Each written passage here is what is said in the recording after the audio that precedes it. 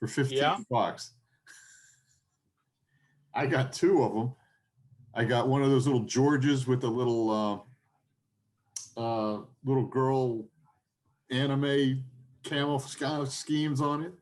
That's gonna be cute. And a Yak or a Lavochkin 11, which is like made in 1947 that nobody cares about at all. Yeah, really.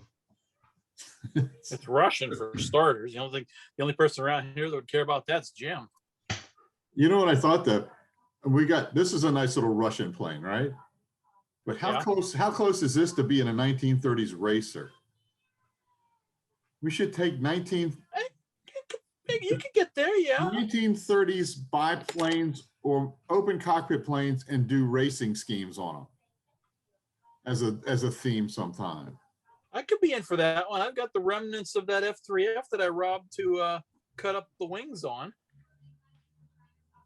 Yeah, it just depends on the scale. Yeah. Well, I mean, I know we all have a crap ton of 72 scale F4B4s. Not anymore, I don't. Really? I built them all. Well, I'm sure we could come up with one for you, Joe. Oh, I'm sure you could.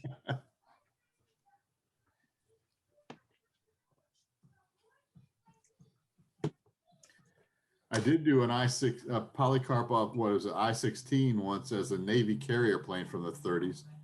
Yeah, I remember that one. Yellow wing, still got that one. We could do that too. Interwar European fighters as Navy carrier planes. Well, there's some interesting ones in that role, yeah. No, you could do anything. Yeah. All those really sexy Italian biplanes. Yeah. So there's a whole bunch of choices there that would make good candidates. Yeah, this would. Yeah. So is that 72nd, Jonathan, or is that 48? No, it's 48, Tim. Really? Yeah. It doesn't look, it's not any bigger than my Corsair that was 72. Yeah. Yeah, that was a small airplane. They actually got one flying down in New Zealand. There's one of these and an I-16 that fly shows together down there. That's cool.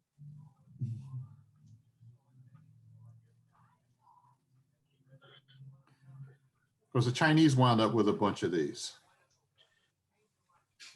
Yeah, they fought the Japanese with them. Yep.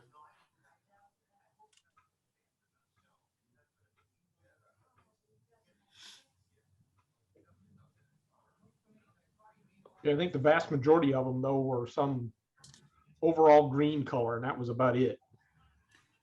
A lot of them were just silver too. Were a lot of the Russian ones. Oh, This one's pre-war. Yeah, this one's going to be Finnish.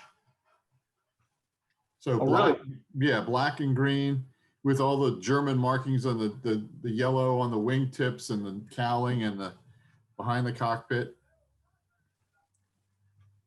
Right. I didn't know that the Finns flew them. The Germans captured a whole bunch of them and gave them to the Finns. That's right. I knew they did Cheaper that than with giving some them Messerschmitts. airplanes. I'm doing a whole Finn thing now. I got this one.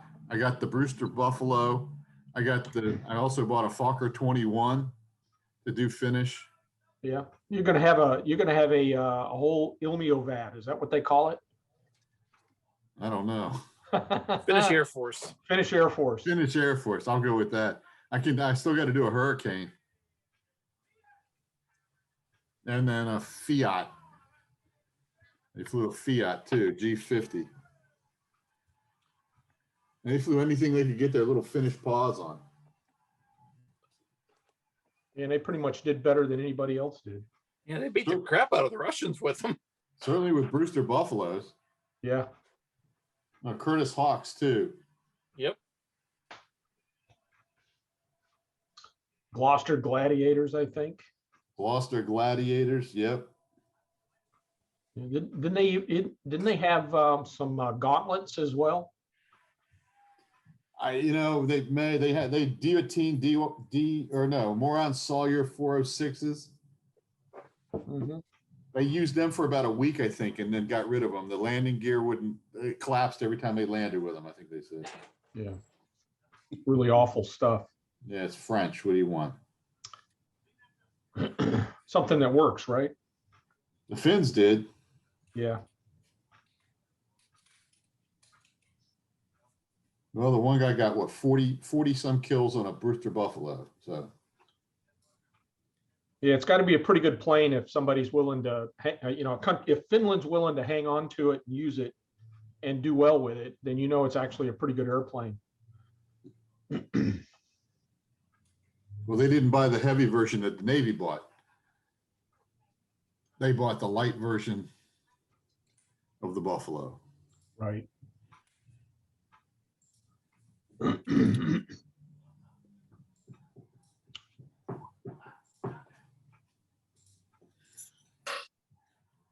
Well, I'm showing 3 after, so I think we ought to go ahead and get started. Looks like it's going to be a slow night since we only got 9 so far. We usually have well over a dozen at this point. Oh, Whitey's here, so we can start. Yeah, I know. Whitey's here. Jonathan? Well, actually, any announcements? Anybody got any announcements? Not an announcement, but a question. Are we bringing COVID builds next week? Like the Mustangs or the Spitfires or the... I threw that out there and really I got no response last week. I think when I either that or 2 weeks ago when I asked the question, and that's a great question. What are we gonna bring anything? The theme for May is Desert Storm, Whitey. Well, so bring your Desert Storm model, and that's supposed to be the theme. Bring enough for everybody, Whitey. All right, yeah. I mean, yeah, I'll definitely bring those and build the other stuff I've been messing with.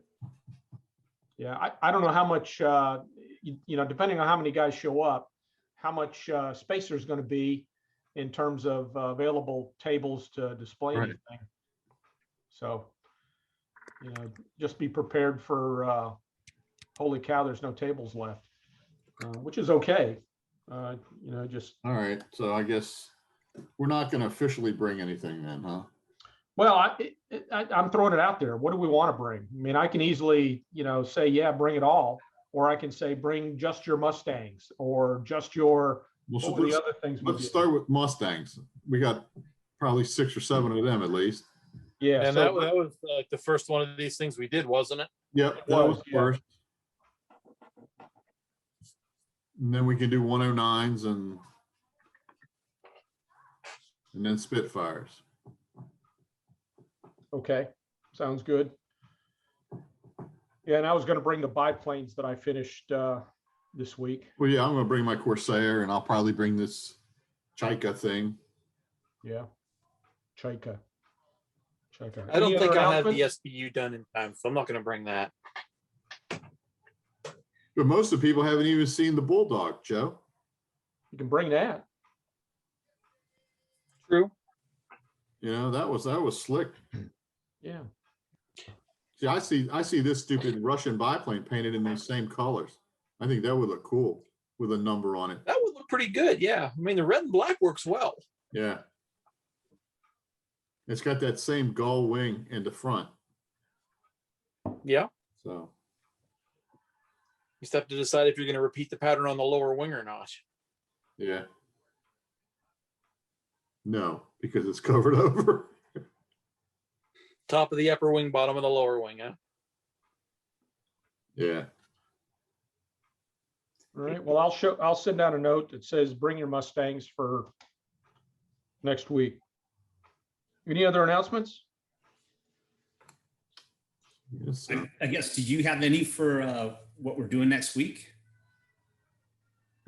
Well, next week's going to be a normal meeting. Normal, whatever we remember normal as being, right? So kind of like the last time we got together face to face, we'll do a raffle. I'll bring I'll bring something for, so we can throw the jacks down on whatever theme model it is that folks like. The theme being Desert Storm. And we'll go around the table just like we always do.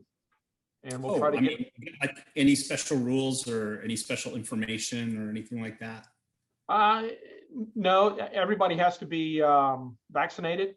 That's the only requirement she's got. But she didn't say she was going to ask for cards or anything. So I don't have any idea if how she's going to validate that. So you're on your honor, and frankly, if you're not vaccinated, wear your mask. At least follow the CDC and governor's guidelines, and you'll probably be okay. But what if you've already had the virus?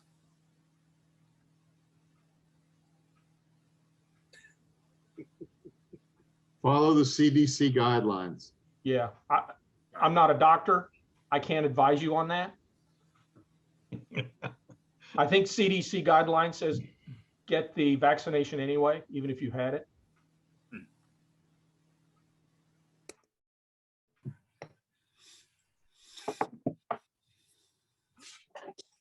So is that helpful? And I'll ask her if she's, with the opening up, if she's going to require any masks at all, because there's also right now CDC and Maryland only require masks in medical environments, et cetera, if you're vaccinated. Otherwise, you can be without a mask. So I'll ask her. Yeah, because I haven't been vaccinated, so I didn't know what they wanted to, Okay. All right. And I wouldn't be able to get vaccinated until July, so that'd be a few meetings I would miss. July? Well, since I had it back in March, and they said it was like 90 days between the time you've had it and the time you can get vaccinated. Oh, wow. I didn't know that. That doesn't make sense to me, but like I said, I'm not a doctor, so I'm not the guy to ask. The guy to ask, though, is Doc. Shoot him a note. Yeah, really. Yeah. Because that gets right into his day job. All right. All right, I'm going to write that note down. And while I'm writing that note down, if there are no other announcements, Jonathan, you're up.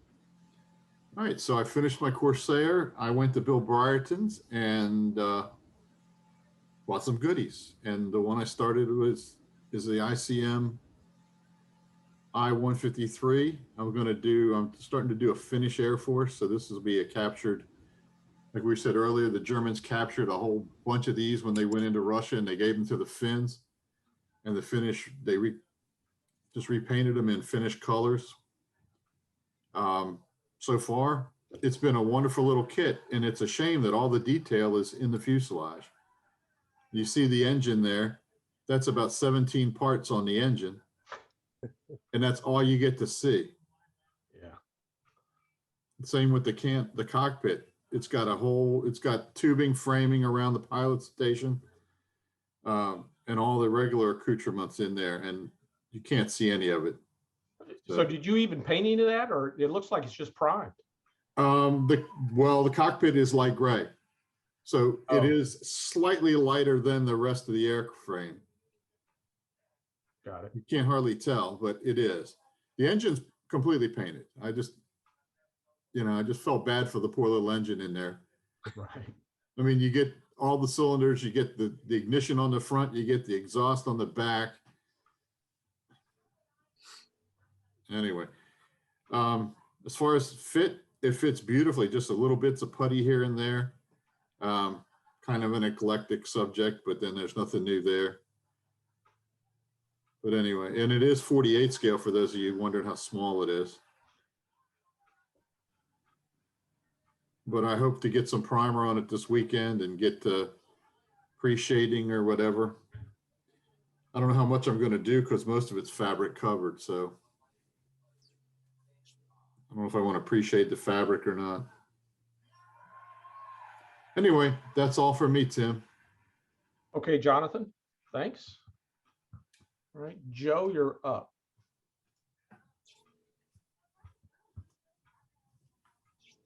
Well, haven't really done a whole lot since last week. I did just get the canopy on the SBU. I was cutting it out last Thursday, and I was waiting for the epoxy to cure on it so I can paint that.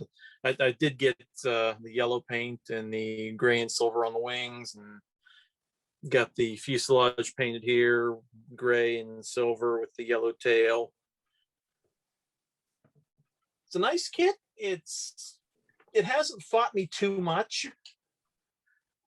I'm probably going to use the leftover single gun from the Trumpeter Dauntless rather than putting multiple tiny little resin pieces together to make a machine gun for this one. I'm going to cheat a little bit, I'll admit it. And then the Dora Wings P-43 is mostly an airplane. It's getting there.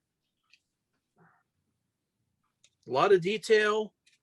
The engine mount, you can see in there, was a kind of a bit of a pain because each one of those little V sections is a single piece, and there's 6 of them that go around there that have to get lined up with the ring centered and straight. That was a bit of a pain. So we'll see how well I did that one when I go to put the engine on. But that's what I've been working on. That and sorting my paint into the that was acquired from Hobby Lobby. Special. Yep. So I will yield the rest of my time to whoever's next. All right. Well, I'll go ahead and go next real quick. Just as an FYI, I finished. Let's see. I got to change the screen. Got to change the screen. There we go. All right.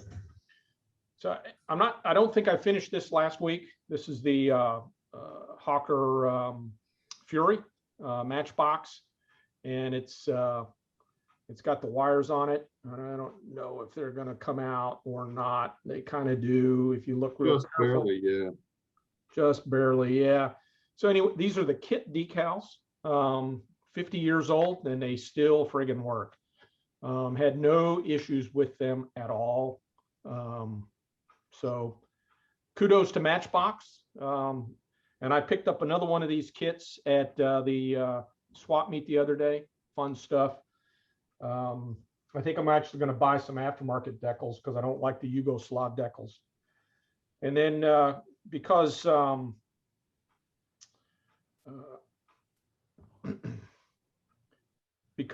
Vince insisted that I finish this one, so it's even got the clear bit on it. This is the Henschel 123 something or other, made by Airfix, and these are not kit decals. I used some aftermarket from Extra Decal, I think, Spanish Civil War markings, and I had a lot of fun with the paint scheme. Really enjoyed that, and otherwise, it's a 50-year-old airplane with that was put together, and it's about as fun as it gets. It was easy. I think there was only a dozen parts or so. And I'm having so much fun with the Wonder Wire that I pulled this guy off my Shelf of Doom. It's a Gladiator, and I've actually got some wires in it. I don't know if they're visible, but they're between the cabane struts. You could probably just see them. A little X in there, a little black line, yeah.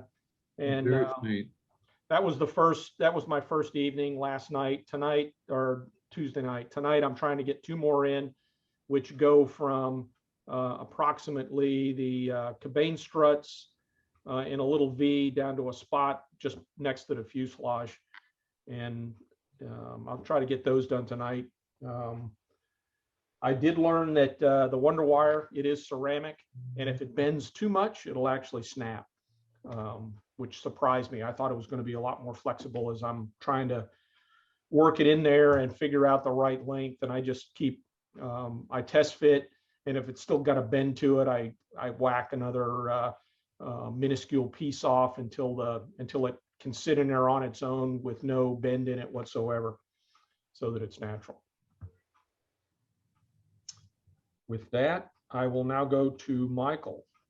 Haven't got anything built this week. The local club in Raleigh had a swap meet this past weekend, and you could pick up a lot of older things and stuff you're looking for. And I came out with several Fujimi A4 kits that I've been trying to round up. And that's about it for me. All right, Michael, thanks. Thank you. Phil, you're up. All right, so I've been working on the Bobsy Twins, and they're coming along pretty good. I've got the chest plate armor on them, and basically sorted out the heads. The head basically sits on a piece like that, so it will elevate upwards. The hatch is going to be like down in there, so that'll be one reason. And then the other thing is, hide under cover and pop your head up. So let's see what else. Oh, and working on the arms. They got manipulators on them that open and close. There's little poly caps in there and some armament on the arms. So that's like one side, and then the other side over here will be where the main ordnance is going to be. So that's about it for now, bit by bit. But that's it for me. All right, thanks. Paul?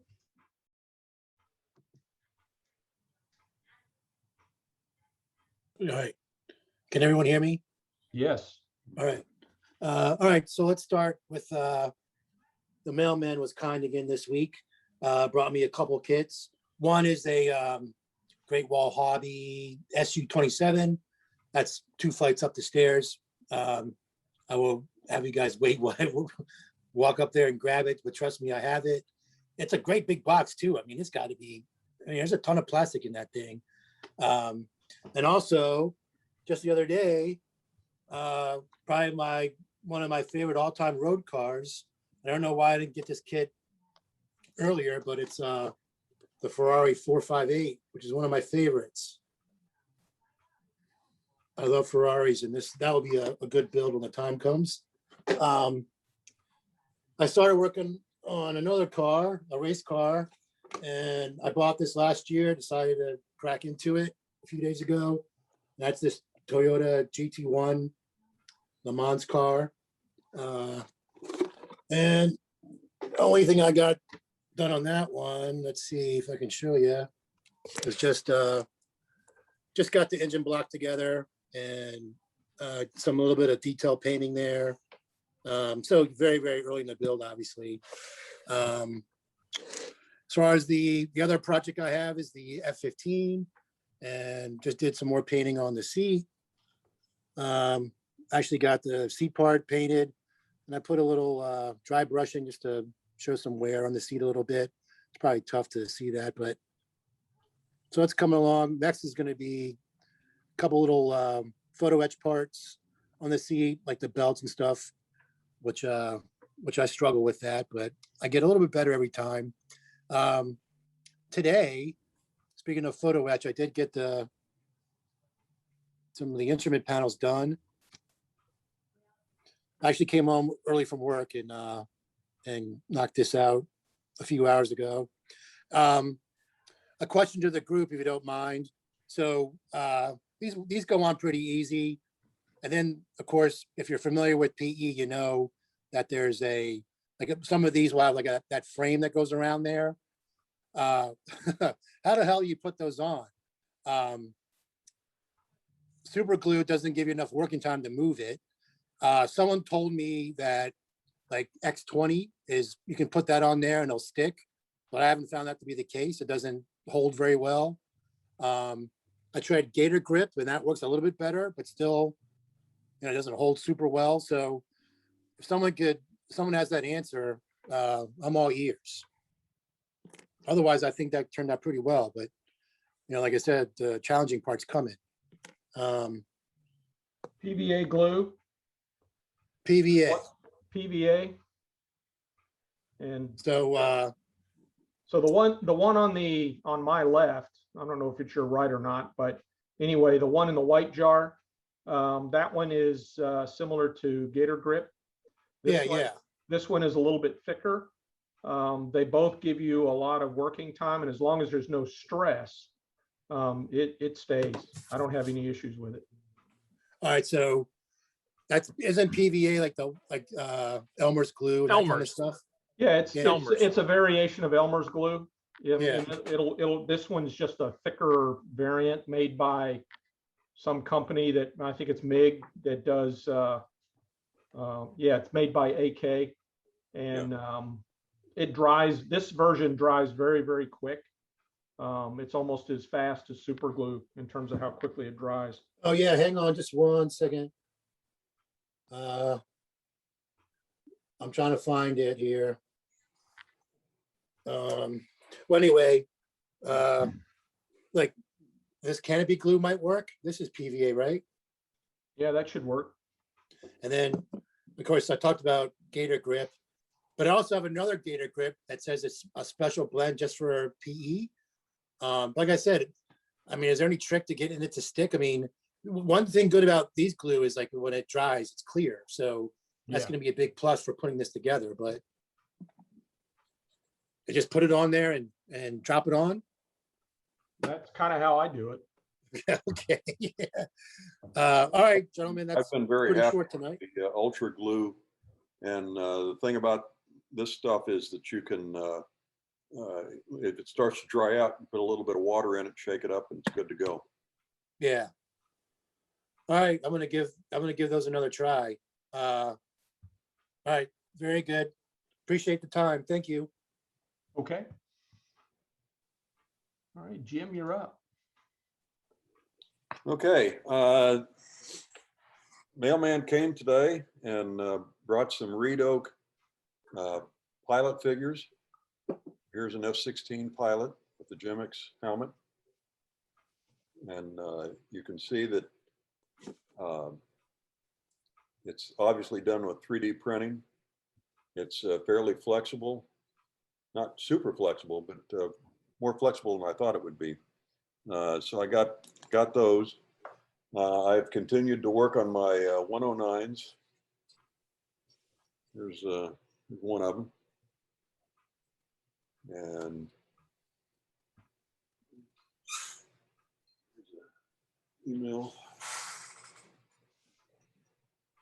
It's coming along. And this one is going to be the one that's going to be the G6 AS. And I'm still waiting on the part from Russia to do the nose. So that should be an adventure when that shows up. And that's pretty much it for me. Okay, Jim, thanks. All right, let's see. Is Victor still with us? I'm going to bring Victor up next.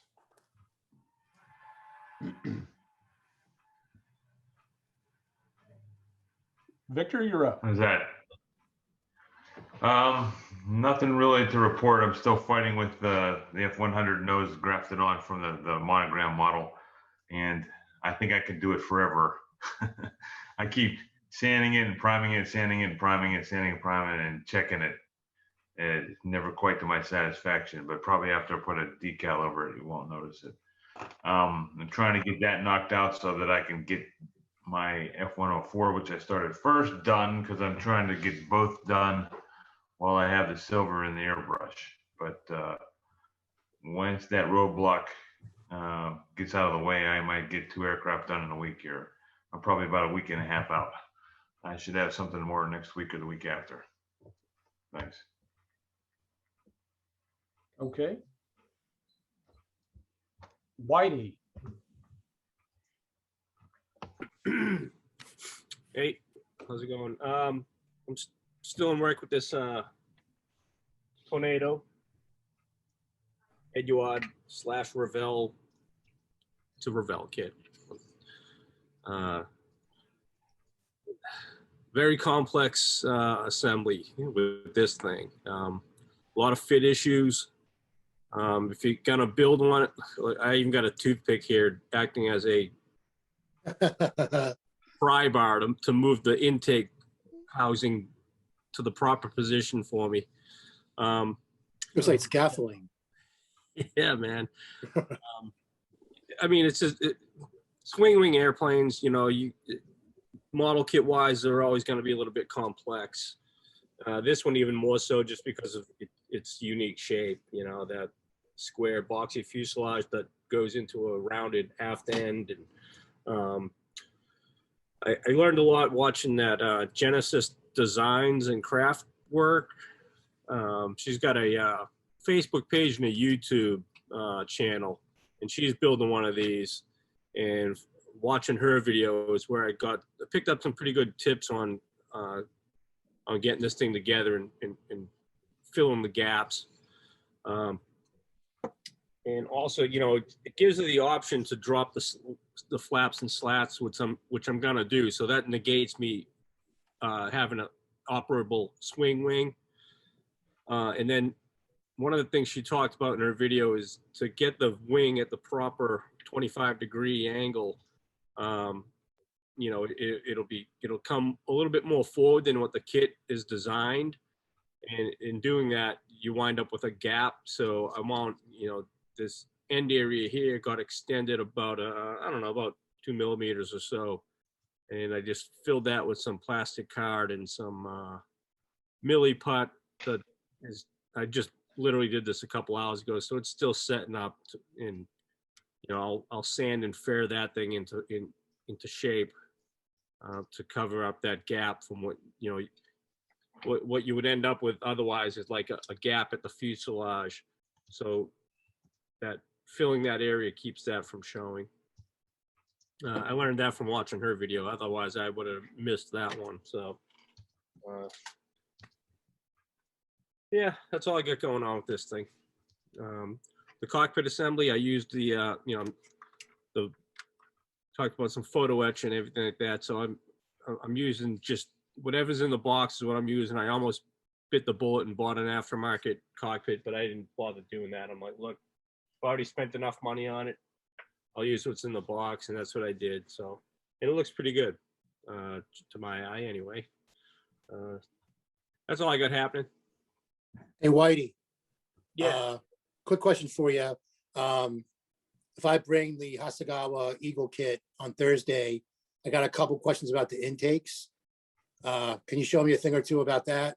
Yeah, man. Once I get over that hurdle, I think the rest of it's gonna just fall together, but I'm a little confused about how that's gonna go, that assembly's gonna all go together. Yeah, it's another fun kit. But I'll bring it with me on Thursday. All right, man. Appreciate it. All right, that's all I got. All right, thanks, Whitey. Yeah. Steve, you're up.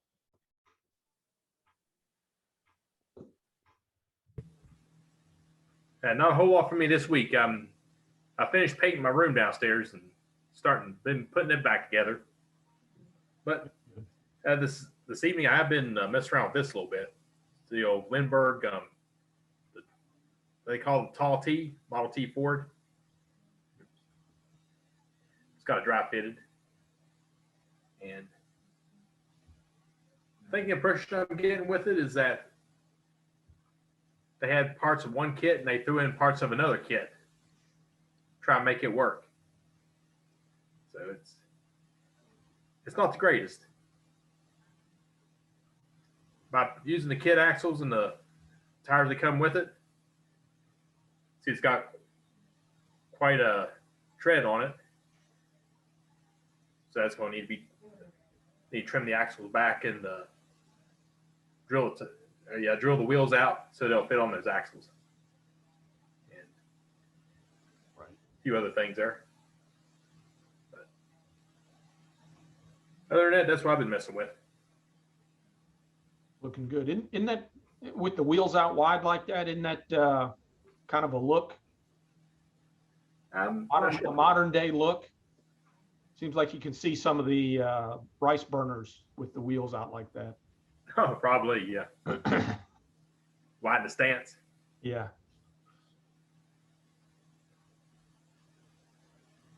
All right, cool. Well, as I suspected, it's a short night. Any other, oh, by the ways? No?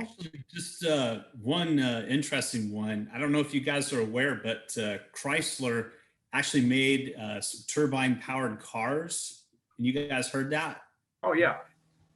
Yeah, it was new to me, but there was like a new video. It's just like a few days old on YouTube, and the guys basically went through the history of it and stuff. So I didn't know if you guys were interested in it or not, but evidently they made like quite a few of them, and they have put like millions of miles on them. But it was like the engines were like a couple, like a regular engine back then was like a couple $100 versus $10,000 for the turbine, and that was one reason they didn't make it. So.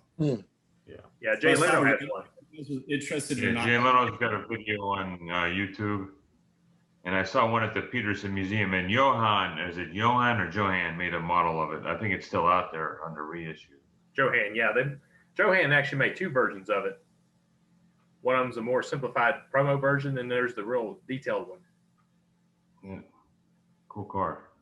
Yeah, looks almost like a '64 Thunderbird. Same guy designed both cars, I think. When I graduated from high school, I to the Indy 500, and it was the last year that they had the turbine cars there. And they were leading up until, I don't know, like the 190th lap or something like that. And then they stopped coming around. The engine blew up on the back straightaway, and that was the end of them. Hell, they only had 10 laps to go if it made 190. Yeah. And then I think they changed the rules so that it had to be a combustion, a regular engine rather than a turbine engine. It was really weird because, everything else go by and make a loud roar, and the turbine car would come by and whoosh. Yeah. Whistle. Yeah, anyone else ever been to the 500? It's quite a spectacle. They get, this year they won't get it because of COVID, and of course they didn't get it last year. But they typically get about typically get about 500,000 people on race day. That's amazing. 500,000 people go to that race. Yeah. Yeah. So if you go to the eBay, you can get that Johan Chrysler turbine for about $50 to $80 plus shipping.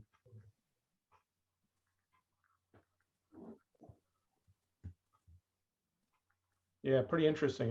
The rear end looks like the 67 Batmobile, which was also turbine powered, right? Yep. Yeah, they showed in the video there was a kind of a cutaway showing the engine and the exhaust, and the exhaust basically were flat. They went all the way from the front all the way to the back. So. Yeah, there's some interesting pictures and some videos on there. What year was that released? The actual car? The car? I have no idea. I think it was like 64 or something like that. But they had like 6 generations of the engine, and they actually made them up until 80 something. But the ones that were like what Chrysler did is they were trying to get publicity for it. And so what they actually did is they had like 55 cars, and you could send in like a postcard and be put in a raffle, and people actually won this raffle, and the cars would go around to like various people. I forgot how many families drove them around and stuff. But the guy was saying in the video that like people complained because everywhere they drove the car, they'd stop and people would be like, "Hey, what's that?" And like people got sick and tired of all the people, getting around the cars. Like one guy would drive it home and quickly shut the garage door. And then one day he forgot to close his garage door, and there was a school bus out front of his house with a whole bunch of kids looking at the car and stuff. So it was crazy. So according to what I can see online, Johan released 2 variants, a 63 and a 64. That's what they call it, but I can't, other than color, I don't see a difference. But then again, I'm looking at, little thumbnails that are this big on a big screen. Yeah. If I'm not mistaken, on the Jay Leno video, because of course he has one of everything, I think he puts a glass of water on the engine and it doesn't, like the water barely shakes. There's like no vibration. Yeah, they're smooth. Yeah. Yeah, Leno's got one. I forgot to say that. Yeah, his runs. Yeah, there's a picture. One of these pictures is Leno sitting in one, and it's copper colored. It's a pretty color. But if you can make very Peterson on, Turbine bronze. if Turbine you can bronze, make yeah. Peterson on a museum, they got one. Yeah, I seen one at the Museum of Transportation in St. Louis. They have one there. Okay. Cool. Yeah, it's pretty cool. That's awesome. That's a good share. All right, folks. Well, it's going to be an early night. All right, boys, see you next week See you Yeah. next week. See you guys. in the flesh. Have a good evening. All right, see ya.